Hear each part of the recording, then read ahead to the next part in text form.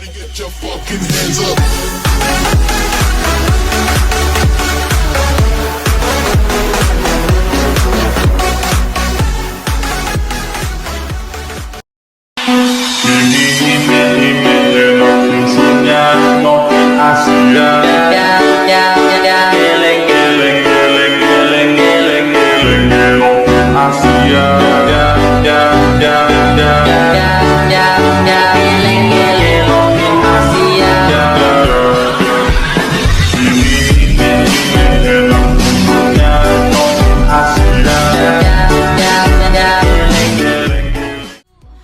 Assalamualaikum warahmatullahi wabarakatuh. Selamat datang di Oscar Channel ya guys ya. Nah jadi seperti biasa Mimin kali ini akan melanjutkan dari part sebelumnya. Jadi buat kalian yang belum nonton part sebelumnya, harap ditonton dulu ya, supaya tidak tersesat saat di jalan nantinya, dan juga bisa mencerna alur cerita secara jelas ya. Dan lagi-lagi Mimin mau informasikan buat kalian nih, bahwa alur video yang Mimin bahas nih adalah alur video berdasarkan novelnya ya. Jadi jika tidak ada kesamaan antara alur video ataupun cerita yang dibahas, mohon dimaklumi, sebab belum ada untuk filmnya sampai saat ini. Oke, tanpa banyak bacot lagi, langsung aja digas di alur ceritanya ya.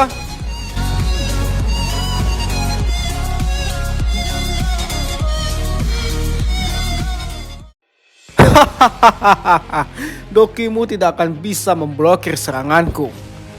Tianxun keempat tertawa saat melihat Doki keluar dari tubuh Xiaoyan. Kata-kata Tianxun keempat baru saja terdengar saat Xiaoyan merasakan darah di dalam tubuhnya mulai berputar tak terkendali. Dia dengan samar-samar juga bisa merasakan bahwa darahnya akan keluar dan meledak dari dalam tubuhnya. Ekspresi Xiaoyan berubah saat dia merasakan aliran dalam tubuhnya tak terkendali. Apa yang disebut skill besar transformasi darah dari Tianxun keempat memanglah unik. Namun, saat Xiaoyan hendak menekan darah yang berputar-putar di dalam tubuhnya, tiba-tiba jantungnya berdebar dengan kencang. Dia dengan cepat menyadari bahwa ada kekuatan aneh yang menyebar dari hatinya. Akhirnya, kekuatan ini menyebar ke pembuluh darahnya. Dan perasaan dari darah yang mendidih itu lenyap saat kekuatan itu bersentuhan dengan darahnya. Hah? Bukannya ini adalah garis keturunan gabungan dari makam surgawi? Perubahan mendadak ini menyebabkan Xiaoyan merasa terkejut. Tidak terduga bahwa garis keturunan yang baru saja terbentuk bisa sekuat ini. Bahkan keterampilan besar transformasi darah dari Tianxun keempat tidak dapat mempengaruhinya sedikit pun.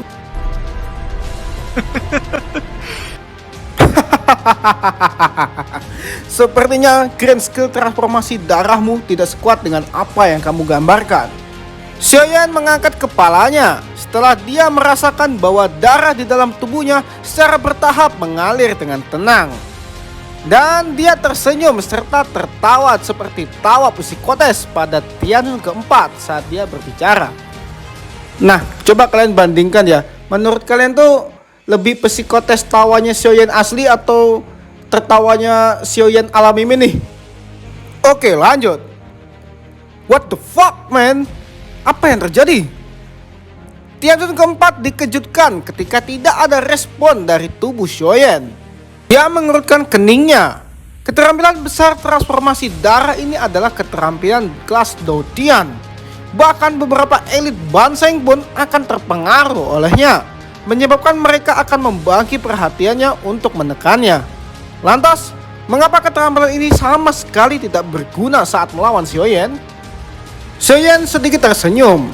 Lalu kedua tangannya dengan cepat membentuk banyak segel misterius. Setelah terbentuknya segel tersebut, tato klan misterius perlahan muncul di alisnya. Tato klan Xiao ya? Tidak menyangka bahwa kamu benar-benar telah mengaktifkan garis keturunan klan Xiao. Tianxun keempat kaget saat melihat tato klan Xiao di atas alis Xiaoyan. Garis keturunan klan Xiao sudah lama mati dan tak pernah hidup kembali. Semua orang tahu itu. Lantas, mengapa Xiaoyan bisa memanggil tato klan? Tidak ada yang bisa menjawab pertanyaan Tianxun keempat. Aura Xiaoyan tiba-tiba melonjak saat tato klan muncul. Dalam sekejap, itu tidak lagi kalah dengan aura dari Tianxun keempat. Efek penguatan tato clan ditampilkan dengan sempurna pada saat ini. Xiaoyan dengan nyaman menghirup udara saat dia merasakan Doki yang melonjak dari dalam tubuhnya. Dia segera mengangkat kepalanya dan tersenyum pada Tianxun keempat yang cemberut. Kakinya melangkah ke depan dan tubuhnya lenyap saat kakinya mendarat. Meskipun grand skill transformasi darahku tidak berguna melawanmu, aku masih bisa merasakan aliran darah di tubuhmu untuk menentukan posisimu. Karena itu, kecepatanmu tidak akan berguna melawanku. Tianxun keempat dengan dingin tertawa saat melihat Xiaoyan lenyap. Dia dengan cepat mengambil tingkah langkah mundur saat gelombang demi gelombang Doki berwarna merah darah mengalir keluar dari tubuhnya dan berkumpul menjadi sebongkah darah tebal di telapak tangannya. Lalu dia kemudian menghancurkannya dengan kejam ke ruang kosong di sebelah kanan. Angin telapak tangan yang berbau busuk tiba menyapu ruang itu. Lalu sesosok juga muncul. Itu adalah Xiaoyan. Meskipun posisi Xiaoyan terdeteksi, dia tidak menunjukkan tanda-tanda menghindar. Sebaliknya, dia melangkah maju dan membiarkan serangan Tianxun keempat mendarat di dadanya. Pada saat yang sama, tinju panas tiba-tiba keluar. Kecepatannya tidak memberikan waktu untuk reaksi apapun. Angin telapak tangan dengan kejam menghantam tubuh Tianxun keempat. Metode pertarungan ini tidak melibatkan keahlian apapun. Itu adalah murni pertukaran pukulan secara harfiah, atau adu pukulan gitu ya guys ya. Bang! Tinju keduanya dengan kejam mendarat di tubuh pihak lain. Namun, bau Xiaoyan hanya bergetar setelah menerima pukulan dari Tianxun keempat. Ekspresinya tidak berubah. Di sisi lain, Tianxun keempat dipaksa mundur beberapa langkah oleh pukulan Xiaoyan. Tenggorokannya juga mengeluarkan sedikit erangan. Angin kepalan tangan Xiaoyan yang sangat panas terlalu berat untuk dia tanggung. Sepertinya kau tidak akan tahan jika kita bertukar pukulan dengan cara ini. Xiaoyan menjentikan pakaiannya dengan wajah tersenyum dan berkomentar dengan lembut. Wajah Tianxun keempat menjadi suram. Matanya menatap kain di tubuh Xiaoyan. Setelah bertukar pukulan, dia secara alami menyadari bahwa serangannya sebagian besar telah diserap oleh kain aneh itu sebelumnya. Namun, dia tidak bisa mengerti mengapa kekuatan yang tersisa tidak membahayakan Xiaoyan. Sisa serangan itu secara alami telah diserap oleh Dragon Pointing Ancient Armor yang tersembunyi di kulit Xiaoyan. Tetapi rahasia seperti itu tidak akan pernah dipahami oleh Tianxun keempat. Tidak peduli bagaimanapun dia memikirkannya, tidak hanya pakaian Xiaoyan yang aneh, bahkan kulitnya pun sangat misterius. Tianxun keempat menatap Xiaoyan dengan cara yang gelap dan serius.